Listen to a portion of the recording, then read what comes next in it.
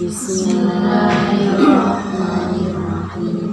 Kalamun qalimul la'imalu sama'un tanazza'a an qawli wa fi'li wa niyati bihi ashtarfi min kulli da'in wa nurun dalilun li qalbi 'inda jahli wa hayrati ya Rabbi mati'ani bisirri hurufi wa nawwir li qalbi wa sam'i wa muqalati fasalli wa sallim ya ilahi ala nabi wa alihi wa ashabim bihim Yati a'udzu billahi minasy syaithanir rajim. Bismillahirrahmanirrahim.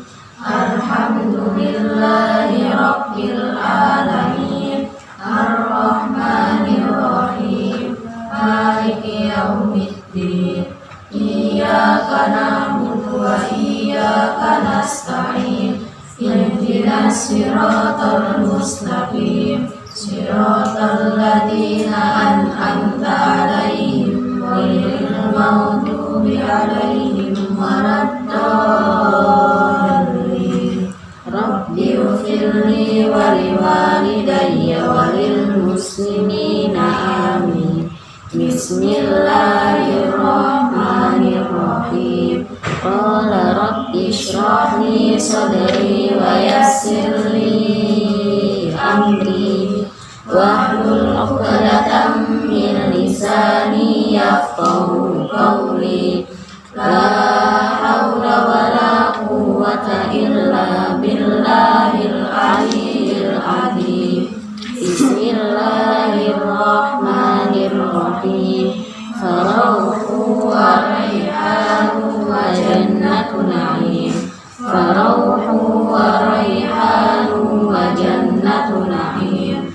Farauhu wa rayhanu wa jannatu na'im. Bismillahirrahmanirrahim. Allahumma inni as'aluka fahman nabiyina wa hifdzal mursalin. Allahumma hdini bil ilmi wa zayyinni bil hilmi wa akrimni bit taqwa wa jammilni bil afiyati ya arhamar rahimin. Assalamualaikum warahmatullahi wabarakatuh. Bismillahirrahmanirrahim. Bagaimana hukum meminum obat untuk menunda haid pada bulan Ramadan? Hukumnya adalah tidak apa-apa, tidak membahayakan dirinya. Hukum merokok di saat berpuasa, karena hukum memakai celak saat berpuasa,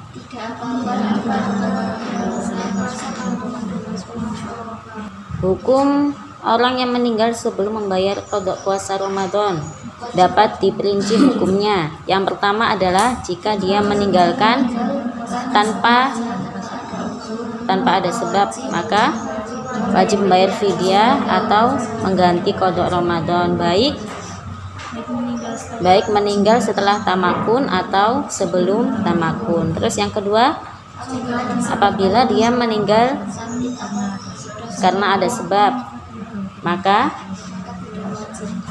tidak, jika meninggalnya adalah sebelum tamakun, maka tidak wajib membayar fidyah atau mengqada Ramadan. Jika meninggalnya setelah tamakun, maka wajib mengqada atau membayar fidyah. Bismillahirrahmanirrahim. Selanjutnya yaitu hukum puasa wisol. Puasa wisol adalah berpuasa 2 hari berturut-turut tanpa berbuka pada malam kedua.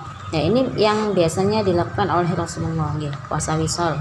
Jadi Rasulullah itu sering melakukan puasa wisol, yaitu puasa selama 2 hari berturut-turut tanpa ada berbuka. Jadi buka puasanya itu di hari kedua. Hukum puasa wisol di sini adalah hukumnya diharamkan sesuai dengan sabda Rasulullah an Abi Hurairah radhiyallahu anhu qala naha Rasulullah sallallahu alaihi wasallam 'anil wisali faqala rajulun minal muslimin fa innaka tuwasilu ya Rasulullah faqala wa ayyukum mithli ini abi yut'imuni rabbi wa yusqini. Jadi di dalam hadis ini artinya adalah dari Abi Hurairah radhiyallahu an berkata, Rasulullah Shallallahu alaihi wasallam melarang akan berpuasa wisal. Kemudian ada seorang muslimin bertanya kepada Rasulullah, "Wahai Rasulullah, engkau berpuasa wisal. Kenapa kami tidak boleh? Karena kami ingin mengikuti apapun yang engkau kerjakan." Kemudian Rasulullah menjawab, siapa di antara kalian yang sepertiku? Ya, siapa di antara kalian yang sepertiku, yaitu seorang nabi. Karena aku ini meskipun berpuasa wisal, tetapi yang memberikan makan dan minum adalah Allah. Jadi tetap kuat. Kalau kita beda ya. Kalau kita gak bakalan kuat. Puasa 1 hari aja sudah ini kalang kabut. Oke. Apalagi yang puasa wisal 2 hari. Yang nggak makan selama 2 hari. Yang ke-8, hukum puasa atas musafir. Bagi musafir boleh memilih untuk tidak berpuasa di siang Ramadan jika memenuhi 3 syarat. Apa saja syaratnya? Yang pertama adalah bepergiannya 84 km lebih. Yang kedua, bukan karena maksiat. Dan yang ketiga, keluar dari rumah sebelum fajar. Maka boleh dia tidak berpuasa pada hari itu. Akan tetapi mana yang lebih afdol, berpuasa dalam perjalanan atau tidak? Jadi seorang musafir ini mana yang lebih afdol? Dia tetap berbuka atau tetap menjalankan puasanya? Jawabannya dapat diperinci sebagai berikut. Yang pertama, jika dalam perjalanan tidak mendapatkan kesulitan. Kesulitan di sini bisa diartikan tidak kuat puasanya karena sebab jauh atau macet atau tubuhnya yang kurang sehat, maka meneruskan puasanya itu lebih afdal supaya lepas dari tanggungan. Yang kedua, jika dalam perjalanannya itu mendapatkan kesulitan, yaitu karena macet atau karena memang hawanya sangat panas atau terlalu jauh atau dia badannya kurang fit, maka boleh, lebih afdol adalah untuk meninggalkan puasa. Yang ke-19, hukum puasa bagi wanita haid dan nifas. Hukumnya adalah haram. Karena wanita haid dan nifas itu termasuk wanita yang tidak diwajibkan untuk berpuasa. Akan tetapi wajib bagi dia untuk mengqadha'nya. Dan jika darahnya berhenti di siang Ramadan, misal dia suci di siang Ramadan, maka sunnah bagi dia untuk imsak sampai maghrib untuk menghormati bulan Ramadan dan menghormati orang-orang yang berpuasa. 20. Hukum berpuasa bagi wanita hamil dan menyusui. Wanita yang sedang hamil jika takut keguguran apabila saat dia berpuasa atau takut terganggu kesehatannya, maka boleh bagi dia untuk tidak berpuasa. Hukumnya sama seperti yang sudah saya jelaskan ya. Apa ya hukumnya? Jika dia meninggalkan puasa karena sebab bayinya saja, maka dia wajib mengqadha puasa dan membayar fidyah. Tetapi jika dia meninggalkan puasa karena sebab khawatir akan dirinya sendiri, maka dia wajib mengqadha saja tanpa membayar fidyah. Jika dia meninggalkan puasa itu karena sebab khawatir akan keduanya, maka dia mengqadha puasa tanpa membayar fidyah. Kita dihukum bagi wanita hamil dan menyusui yang meninggalkan puasa Ramadan. Yang ke-21, hukum berpuasa bagi orang sakit pada siang Ramadan. Ada 3 macam. Yang pertama, orang sakit yang tidak ada harapan untuk sembuh, maka hukumnya tidak wajib berpuasa, tetapi dia wajib mengeluarkan 1 mud beras setiap harinya. Yang kedua yaitu orang yang sakit dengan penyakit yang dapat disembuhkan.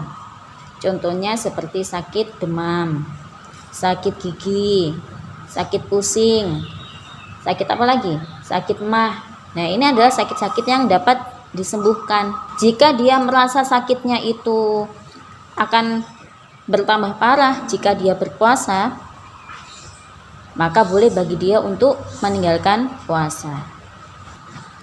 Apabila sakitnya terus-menerus tanpa henti, 3 hari berturut-turut tidak sembuh, maka boleh dia tidak berniat puasa di malam harinya. Ini sudah saya jelaskan di bab yang keberapa yang dulu, nggih. Yang pertemuan keberapa? Ada penjelasan tentang orang sakit yang terus-menerus. Apakah wajib bagi dia untuk niat di malam harinya? Kalau sakitnya itu tidak sembuh, maka tidak wajib niat di malam harinya. Tapi kalau sakitnya itu sehari sakit, sehari sembuh, sakit lagi sembuh, maka saat dia sembuh dia wajib niat puasa. Tapi saat dia sakit atau kambuh, maka tidak wajib niat puasa di malam harinya. Yang ketiga, jika sakitnya ringan atau biasa, seperti sakit batuk, sakit mata, sakit pilek, sakit pusing yang ringan, nah itu adalah penyakit-penyakit yang ringan, maka hukumnya adalah haram untuk meninggalkan puasa, karena sebab dia itu masih fit, masih kuat untuk menjalankan ibadah puasa. Itu tadi 3 macam orang yang sakit.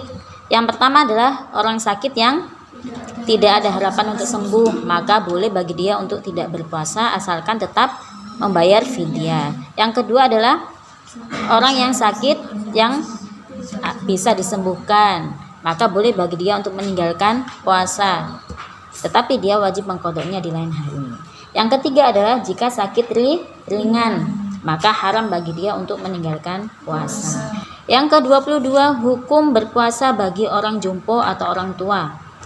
Orang jompo yang sudah tidak kuat lagi berpuasa itu tidak diwajibkan untuk berpuasa, karena memang tubuhnya sudah lemah sehingga tidak kuat untuk menjalankan ibadah puasa. Tetapi sebagai gantinya adalah dia wajib mengeluarkan 1 mud per harinya untuk mengganti puasanya. Boleh dia mengeluarkan fidyahnya itu per hari atau langsung sekaligus 30 hari, boleh. Baik mengeluarkannya itu di awal Ramadan atau di tengah Ramadan atau di akhir Ramadan, boleh. Yang ke-23 adalah hukum berpuasa bagi seorang istri. Jika seorang istri berpuasa sedangkan suaminya berada di rumah atau tidak sedang dalam bepergian, maka hukumnya dapat diperinci sebagai berikut. Yang pertama, jika puasa sunnah, maka wajib bagi si istri itu untuk meminta izin kepada suaminya. Ya, ini seperti penjelasan yang dahulu. Hukumnya adalah haram dan sah jika dia puasa tanpa izin dengan suaminya. Tetapi jika dia sudah meminta izin, maka boleh. Hal itu dikarenakan seorang suami mempunyai hak untuk bersenang-senang dengan istrinya. Sehingga kalau istrinya berpuasa, maka dia menghilangkan kesempatan suami untuk bersenang-senang dengannya. Yang kedua, adapun jika puasanya adalah puasa wajib, contohnya semisal puasa qada Ramadan, maka dilihat waktunya. Jika puasanya itu adalah puasa qada Ramadannya itu termasuk puasa yang muasa. Puasa adalah puasa yang boleh diqadha sewaktu-waktu, karena sebab dia meninggalkan puasanya itu ada alasan, sebab sakit atau sebab uzur, maka hukumnya seperti puasa sunnah, harus meminta izin. Tetapi jika puasa qadanya adalah puasa yang fauron, yang dia meninggalkan puasa itu karena tanpa sebab, bukan haid, bukan sakit, tapi dia meninggalkan puasa dengan sengaja waktu itu, maka itu adalah termasuk puasa wajib qadha fauron, harus cepat-cepat. Maka tidak berhak bagi suami untuk melarangnya. Bahkan haram bagi suami untuk mencegah istrinya untuk berpuasa. Atau dia qadha Ramadan termasuk qadha yang muasa, tetapi tidak ada hari-hari sisa selain hari tersebut, maka hukumnya sama dengan yang puasa fauron. Kalau ulangi nggih, hukum berpuasa bagi seorang istri jika suaminya tidak dalam bepergian, maka hukumnya dapat diperinci. Yang pertama adalah jika si istri ini berpuasa sunnah, maka wajib bagi dia untuk meminta izin kepada suaminya. Yang kedua adalah jika puasanya ini adalah puasa qadha Ramadan atau puasa wajib. puasa wajib, bisa qada Ramadan, bisa puasa nadar, bisa puasa kafaroh dan lain sebagainya. Kita di sini ambilnya puasa qada nggih, cene gampang ya. Jika si istri ini mau puasa wajib, puasa qada Ramadan, dilihat dulu puasa qadanya ini termasuk puasa yang apa? Apakah puasa yang muasa atau yang puasa yang fauron? Puasa muasa itu adalah puasa qada Ramadan yang mana dia boleh untuk membayar sewaktu-waktu. Masih luas jangka waktunya. Maka dia tetap izin kepada suami. Tetapi jika puasa qada Ramadannya ini termasuk puasa yang fauron atau yang dia meninggalkan puasa itu karena sebab sengaja, ya, maka harus dia fauron kan mengkodoknya. Si suami tidak boleh mencegahnya, ya.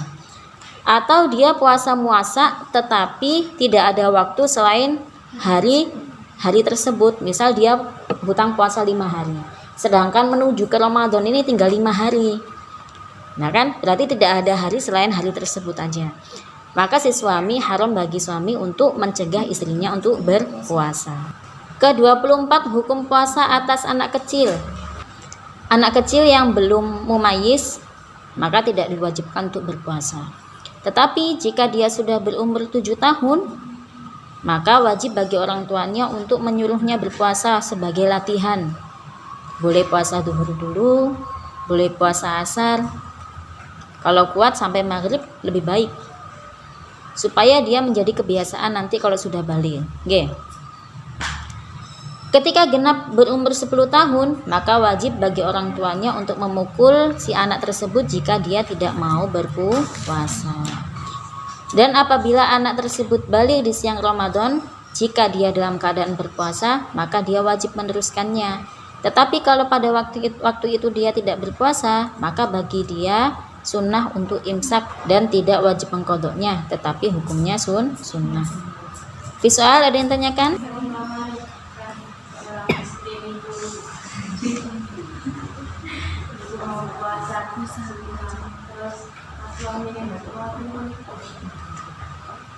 Pak suaminya tidak ada, maksudnya tidak ada di sini dalam kutip bepergian, ya, bukan tidak ada meninggal atau apa, ya. Di tadi yang kita bahas adalah seorang istri berpuasa jika suaminya berada di rumah, bukan dalam keadaan bepergian. Tetapi kalau suaminya sedang dalam bepergian, maka boleh si istri untuk tidak meminta izin kepada suaminya. Lebih baik tetap minta izin meskipun suaminya bepergian. Kalau meninggal, ya berarti dia tidak bersuami, lepas tanggung jawabnya. Kecuali kalau dia nikah lagi baru, ya. Allahu a'lamu bishawab. Astaghfirullah ya astaghfirullah minal khataya rabbi zidni ilman nafi'a wa wafiqni amalan maqbula li khamsatun utfi biha haral wa ba'il hatimah al mustafa wal murtada wa ibnahuma wal fatimah al mustafa wal murtada wa ibnahuma. Allahumma inni saudatuka ma qara'tu fatidhi hajat ilai. Assalamualaikum warahmatullahi wabarakatuh. Allahumma sholli ala sayyidina Muhammad.